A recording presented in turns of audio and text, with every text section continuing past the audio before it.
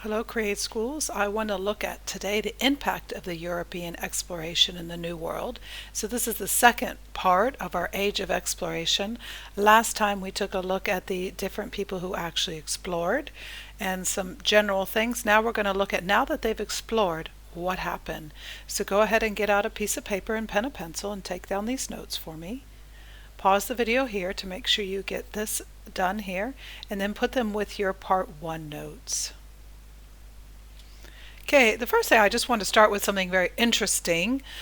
So explorers can explore whatever country they wanted to explore. So if you think about Christopher Columbus, everyone's always surprised that he's Italian because he sailed for Spain, but he is Italian. Spain is the person who actually gave him money.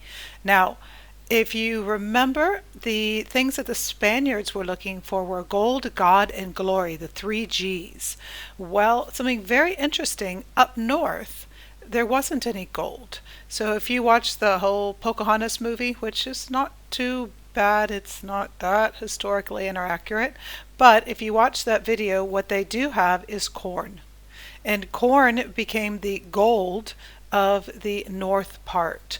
And so that is what they started trading, and that's why they started trading all the food and things like that. And we'll go over that in the video, or in the next slide, or the slide after that.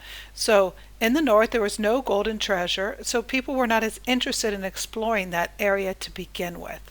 And they made a lot of money out of fishing.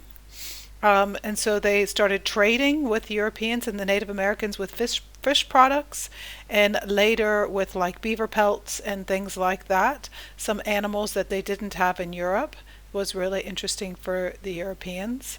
And something very interesting, a privateer. A privateer is the same as a pirate, but sailed for a country. Okay, so a pirate, as you know, they sail the seas, and that's all glorified in the movies. But a pirate basically stole and stuff from other ships, and a privateer is actually the exact same thing, but the government, the kings and queens, paid the privateer to do that. And a lot of it was looting or taking from people that were looted from, or stealing from the other country. Now, both England and Spain had privateers, and that started bringing a lot of tension between England and Spain. And we'll talk about that build-up in tension later. Okay, so let's go to the next slide. Pause here and take these notes down if you haven't already done so. Okay, so this should look very familiar. We've discussed it in class already. So the impact of Spain in the New World, basically, there was a Columbian exchange, so things were brought from Africa to Europe, Europe and Africa and Asia to America, and from the America to Europe, Africa, and Asia. And so go ahead and just jot these things down so you have it nice in your notes. So when it's time to take a test, you'll have the notes to look over. And I want to just point out over here, things are detrimental to the New World. It wasn't just good stuff. There was slavery, there was overwork, and there was disease. And we'll talk more about slavery later in an upcoming slide, and I think actually the next one. I don't know what this essay here is, sheep, so just write sheep. That must be just a mistake. Okay, so on to the next slide. So the triangular trade.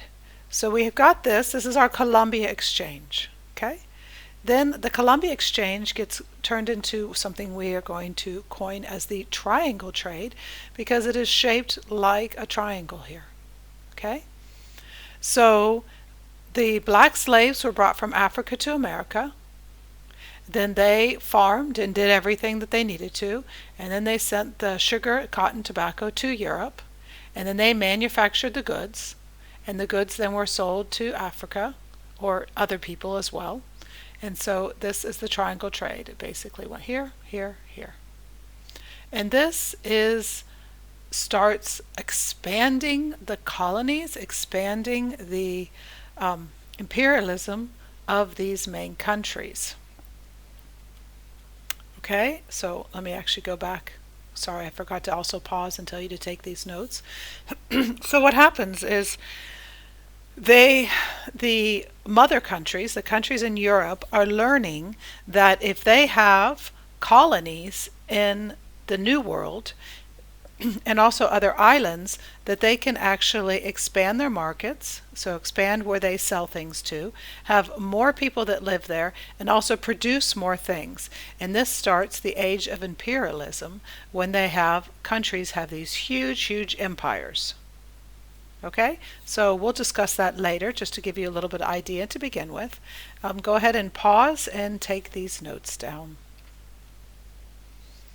Okay, so this problem of both England and Spain and the privateers and all of these people wanting more, more, excuse me, caused a lot of tension basically between Spain and England. And finally, in the end of the 1500s, and if you remember, 1492, Columbus sailed the ocean blue. So if you remember that, then 1588, almost 100 years later, there becomes a big explosion between the tension. So what happens is the Spanish fleet of boats, the Armada, went towards England. Now the English ships were faster, and so many Spanish ships were sunk, okay, and a lot turned back. And so that basically ended the Spanish domination of the exploration. Okay, so remember that what we discussed is, to begin with, there wasn't gold in the northern Americas, and so people weren't that interested in it. But a lot of the Spanish, if you remember the lists of explorers, you can look back in your notes, there was a lot of Spanish explorers, and they basically got the bulk of the wealth because they mainly explored that central part, Central America, Mexico, northern South America, and that's where a lot of gold was. And so they dominated, they had a lot of money, they were very rich, they were also the first to do it. And then after this little explosion of tension, mainly England took over, and England then focused all of their stuff on North America, and that will be a whole nother theme that we'll talk about next.